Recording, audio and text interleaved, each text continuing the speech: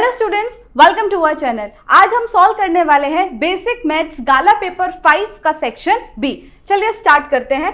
पहला क्वेश्चन है, find the zeros of the quadratic polynomial x square minus 3 and verify the relation between the zeros and the coefficient.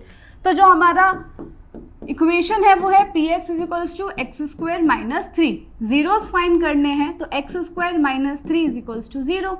Therefore x square is equals to 3। Therefore x की value आई plus minus under root 3। तो alpha हो जाएगा root 3 और beta हो जाएगा minus root 3। अब relation verify कर देंगे, अल्फा प्लस बीटा यानी रूट 3 प्लस माइनस रूट 3, तो क्या आ जाएगा 0।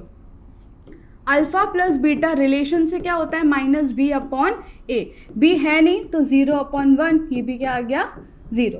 ओके, दूसरा होता है अल्फा इंटू बीटा, तो root 3 multiply by minus root 3, ये हो जाएगा minus 3। Alpha into beta relation से होता है सी बाय ए। सी क्या है यहाँ पर माइनस 3 अपॉन 1, तो ये भी क्या आ गया minus 3।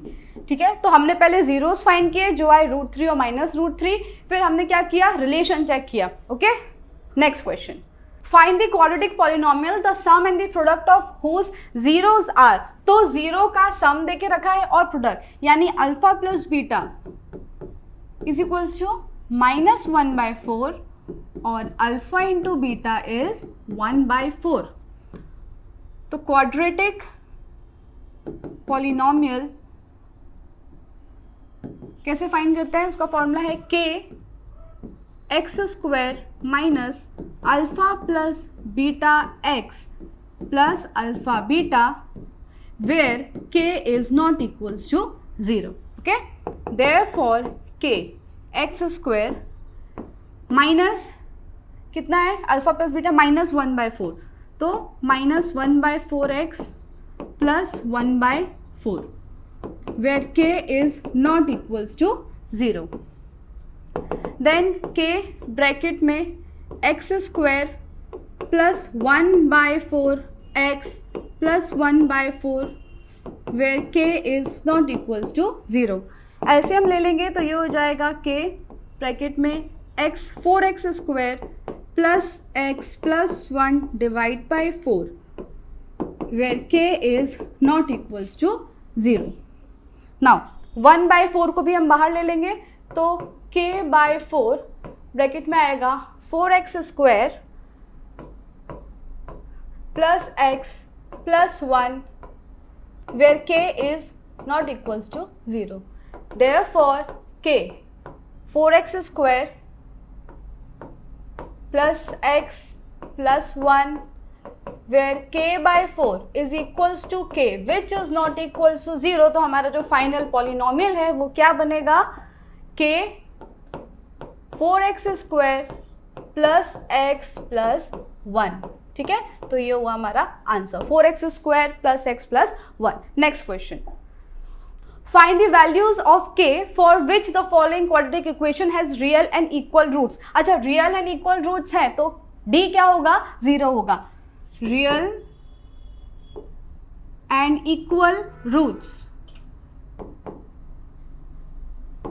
Therefore d is equals to 0। अब इक्वेशन है kx x minus 2 plus 6 is equals to 0, तो ये हो जाएगा kx स्क्वायर minus 2k plus 6 is equals to 0। ये हो गया a b और c। डिटर्मिनेंट का फॉर्मूला यहाँ लगाएंगे, d is equals to B square minus 4ac। d है 0, b स्क्वायर यानी कि minus 2k whole square minus 4, a है k और c है 6। 0 is equals to 4k square minus 6 4 ज़ा 24k। 0 is equals to 4k common आ जाएगा, अंदर बचेगा k माइनस 6। तो यहाँ पे k की दो वैल्यूज आएंगी, therefore 4k is equals to 0 और k minus 6 is equals to 0।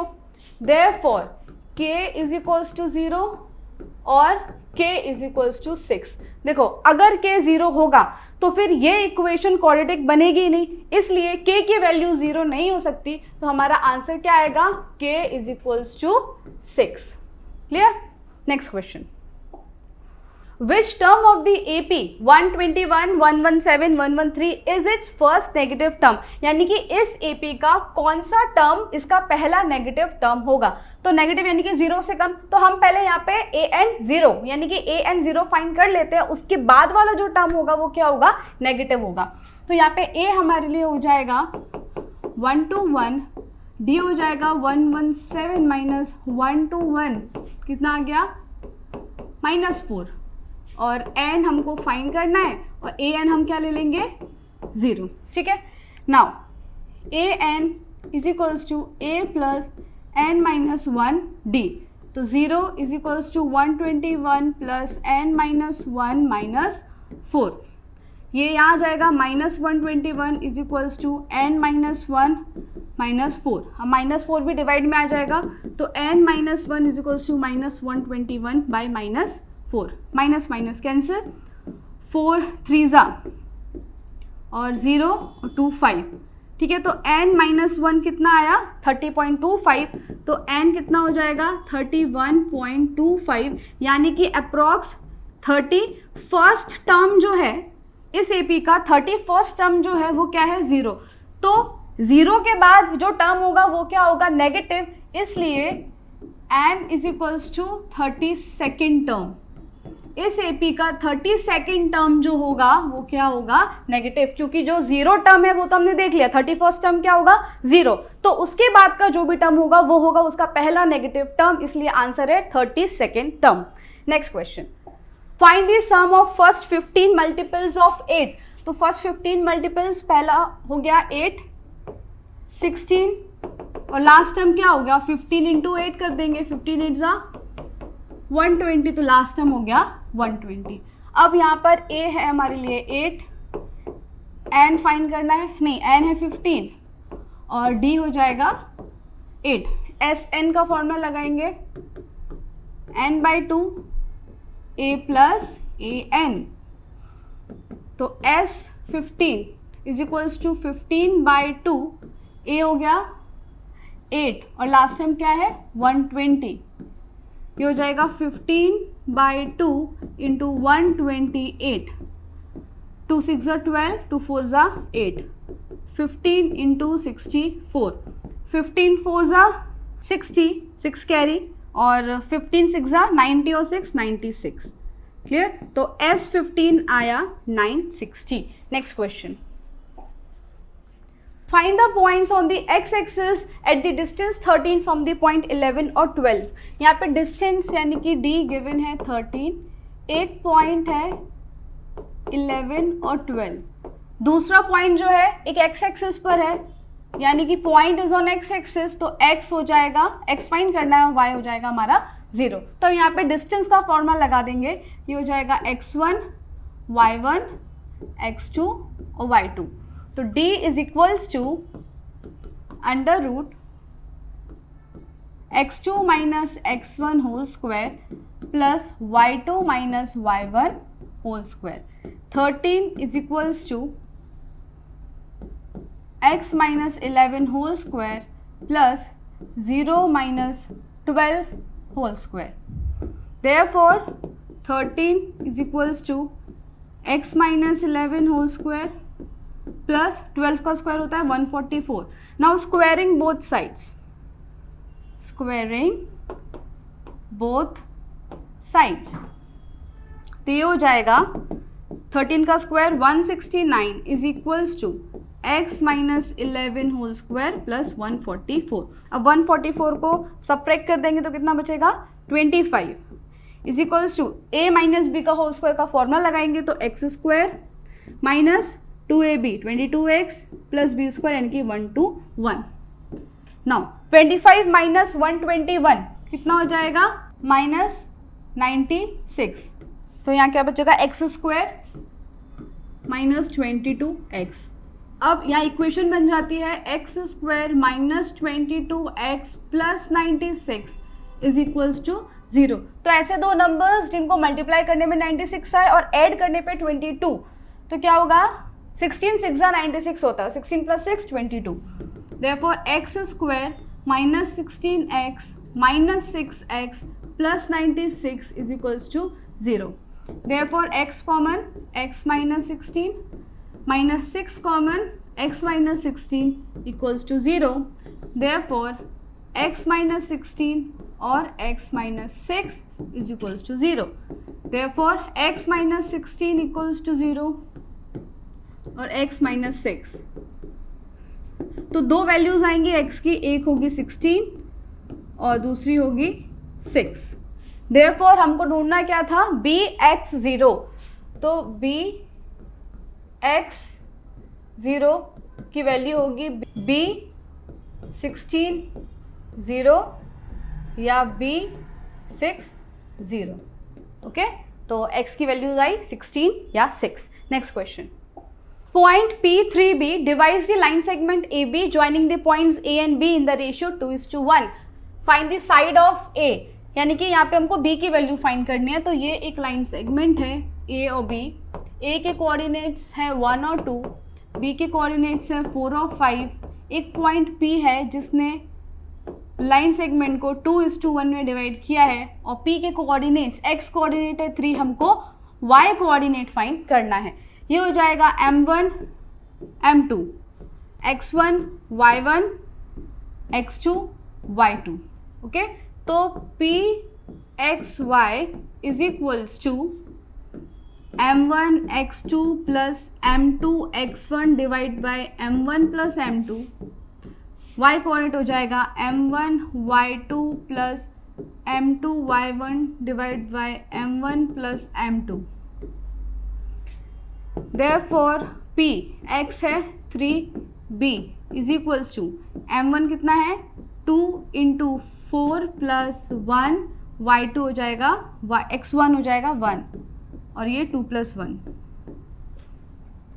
Then m2 2, y2 है 5 प्लस m2 1 और y1 है 2 divide by 2 plus 1 is equals to 2 4s are 8 plus 1 by 3, 2 5s are 10 plus 2 by 3. Okay, therefore P3B is equals to 9 by 3 comma 12 by 3, 3 3s are 9, 3 4s are 12। तो P3B आया 3 और 4। तो x coordinate है 3, y coordinate है 4, therefore b is equals to 4 is the answer.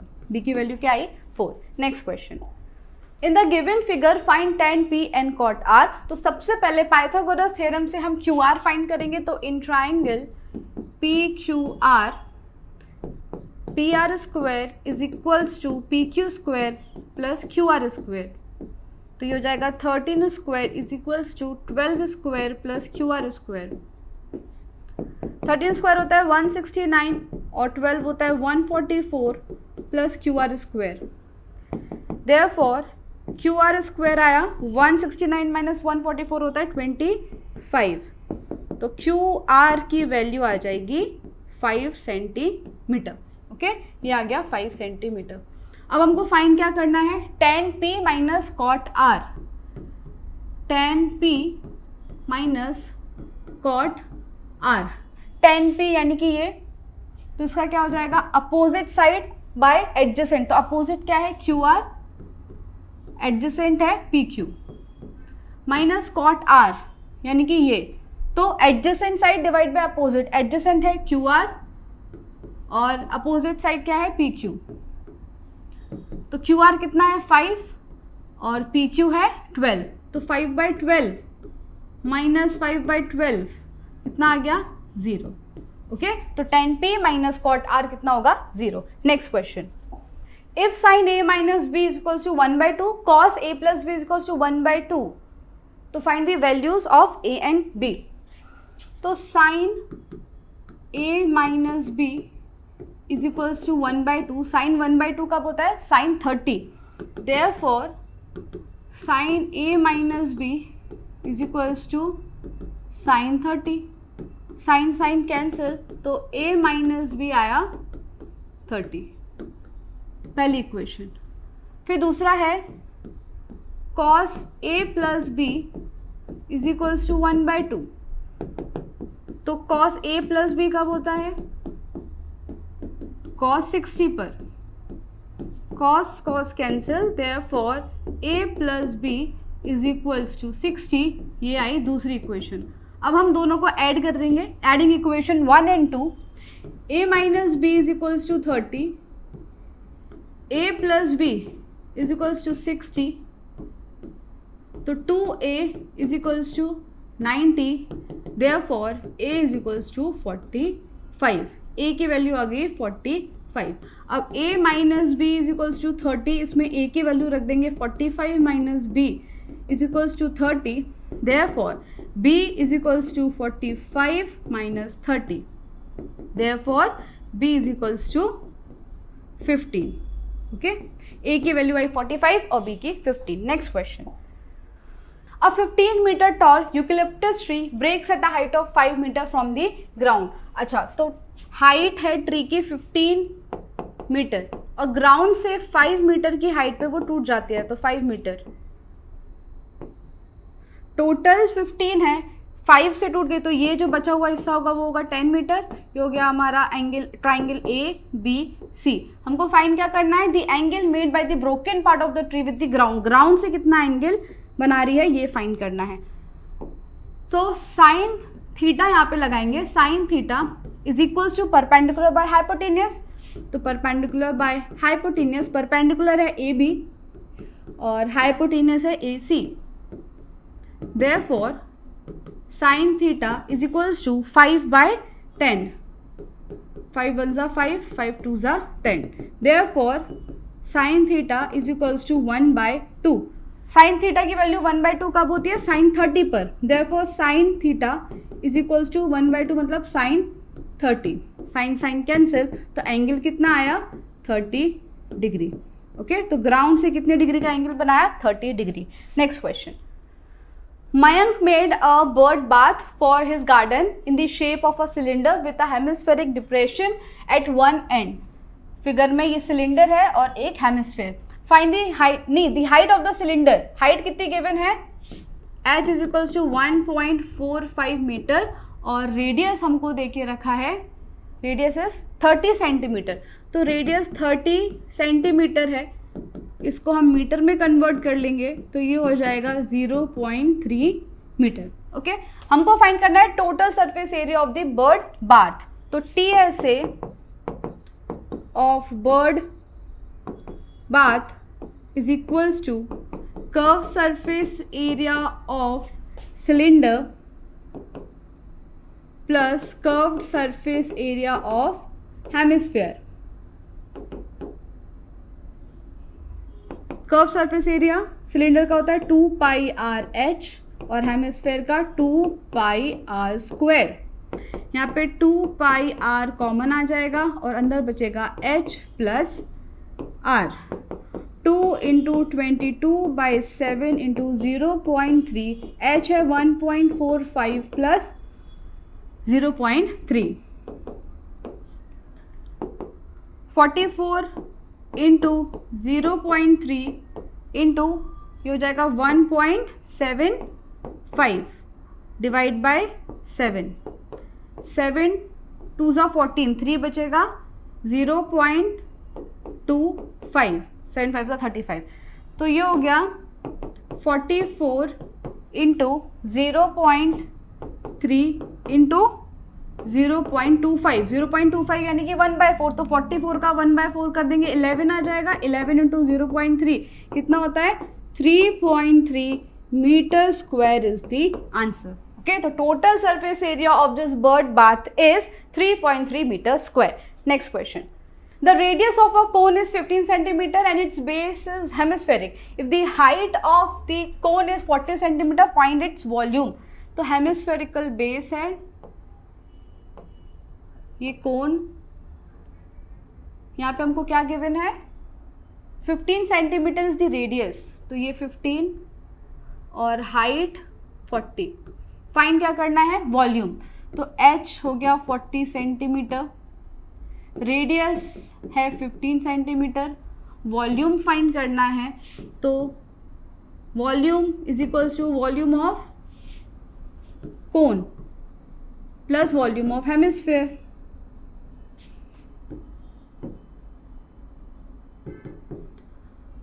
Volume of hemisphere, volume of cone कितना होता है, 1/3 pi R square H, और volume of hemisphere 2/3 pi R cube. यहाँ पर कॉमन निकल जाता है 1/3 पाई आर स्क्वायर, तो अंदर बचेगा h प्लस 2r। तो 1/3 इंटू 22/7 इंटू r 15 इंटू 15 और h यानी कि 40 प्लस 2 इंटू 15, ये हो जाएगा 1/3 इंटू 22/7 इंटू 15 इंटू 15 और 40 प्लस 15 2 ज़ा 30, तो हो गया 70। 3 1 ज़ा 3, 3 5 ज़ा 15, 7 1 ज़ा 7, 7 10 ज़ा 70। तो क्या आएगा, 22 इंटू 5 करेंगे 110 इंटू 15 इंटू 10 150, तो आएगा 16500 सेंटीमीटर और मीटर, सेंटीमीटर क्यूब।